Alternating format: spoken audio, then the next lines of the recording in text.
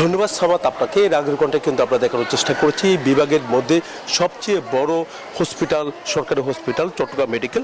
তো এই মেডিকেলে আমরা দেখতে পাচ্ছি বিভিন্ন জায়গা থেকে, প্রত্যন্ত অঞ্চল থেকে কিন্তু এখানে রোগীরা ভর্তি হয়। তবে হামের প্রাদুর্ভাব কিন্তু অনেকটা বেড়ে গেছে গ্রামে গঞ্জে থেকে নিয়ে বিভিন্ন জায়গায় হামের প্রাদুর্ভাব বাড়ার কারণে রোগীর চাপ কিন্তু অনেকটা বাড়তে শুরু করেছে। চট্টগ্রাম মেডিকেলে আমরা দেখতে পাচ্ছি এই ওয়ার্ডে 8 জন ভর্তি রয়েছে, একই সাথে অন্যান্য ওয়ার্ডেও আরও কয়েকজন রয়েছে।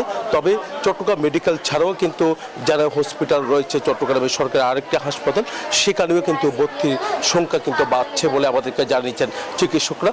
গতকাল আমরা দেখেছি জেনারেল হসপিটালে সেখানে 2 জন ভর্তি রয়েছে। তো প্রতিদিনই কিন্তু হামে আক্রান্ত রোগীর সংখ্যা বাড়তে শুরু করেছে। আমরা দেখতে পাচ্ছি একজন শিশুর অবস্থা কিন্তু আশঙ্কাজনক বলে আমাদেরকে জানিয়েছেন।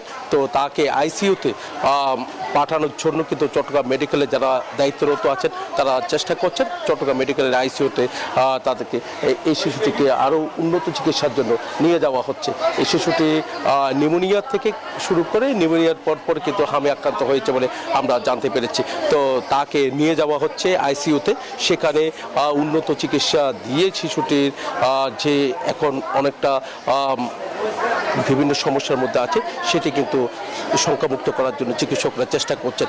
তো যেভাবে কিন্তু আসলে হামের প্রাদুর্ভাব বাড়তে শুরু করেছে, এইভাবে যদি প্রাদুর্ভাব বাড়ে তাহলে কিন্তু আরও বড় সমস্যা হবে। তার কারণে সবার কিন্তু একটা সচেতনতার ব্যাপার রয়েছে বলে আমাদেরকে জানিয়েছেন। আমরা এতক্ষণ ধরে দেখানোর চেষ্টা করছি চট্টগ্রাম মেডিকেলের যে ওয়ার্ডটি, সেই ওয়ার্ডটিতে যারা ভর্তি আছে তাদেরকে। এই ছিল আমার এখানকার সর্বশেষ। ফিরে যাচ্ছে রাজশাহীতে মর্তুজার কাছে।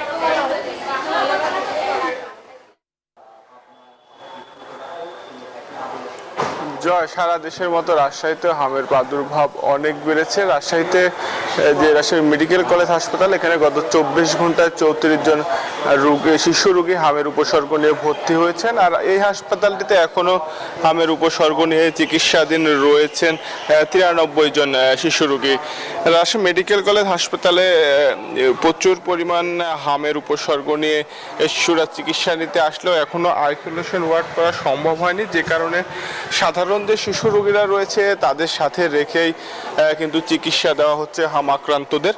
ফলে যে হাম যেহেতু ছোঁয়াচে রোগ, এবারে সংক্রমণের ঝুঁকি আরও বাড়ছে। অনেক অভিভাবকই কিন্তু আমাদেরকে জানিয়েছেন যে হাসপাতাল আসার পরে অনেকে হামে আক্রান্ত হচ্ছেন, আর আইসিইউ সংকট রয়েছে, যে কারণে দীর্ঘ অপেক্ষার পরও গুরুতরভাবে যারা আক্রান্ত হচ্ছেন তারা আইসিইউ পাচ্ছেন না। এক্ষেত্রে রাজশাহীতে প্রথম গত ফেব্রুয়ারি মাসে যখন হামের লক্ষণ দেখা দেয়, সেই সময়ে 342 জন শিশুর স্যাম্পল পাঠানো হয়েছিল ন্যাশনাল পোলিও অ্যান্ড মিজেলস ল্যাবে। এর মধ্যে 77 জনের পজিটিভ এসেছিল। তবে বিভাগীয় স্বাস্থ্য পরিচালক বলছেন যে তারা চেষ্টা করছেন যেন দ্রুত সময়ের মধ্যে হামের যে টিকার ক্যাম্পেইন করা যায় এবং হাম নিয়ন্ত্রণে পদক্ষেপ নেওয়ার ব্যাপারে তারা সচেষ্ট রয়েছেন বলে কিন্তু তারা আমাদেরকে জানিয়েছেন। তবে বিশেষজ্ঞরা বলছেন যে অবশ্যই আইসোলেশন ওয়ার্ড সবার আগে নিশ্চিত করতে হবে। এই ছিল রাজশাহী থেকে সর্বশেষ। পাবনা থেকে আরও খবর জানাতে যুক্ত হচ্ছেন সহকর্মী রানা, আমরা যাচ্ছি তার কাছে।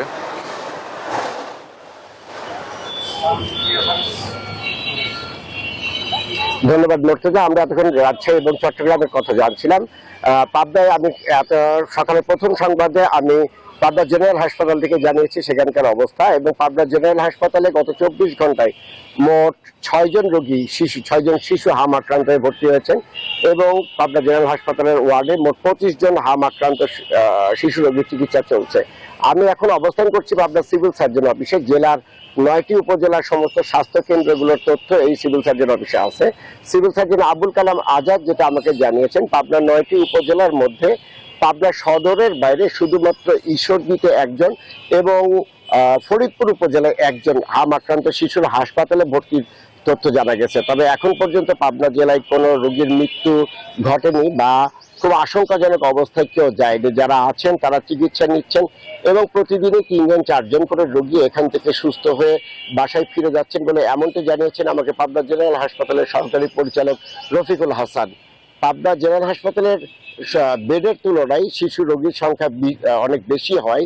চিকিৎসার সেবা দিতে কিছুটা সমস্যা হচ্ছে বলে চিকিৎসকরা জানিয়েছেন, কারণ যে পরিমাণ ওষুধ পাওয়া যায় তা সাধারণত যে 38টা বেড আছে শিশুদের, সেই 38টা বেডের বিপরীতে কিন্তু রোগী রয়েছে প্রায় 6 গুণ।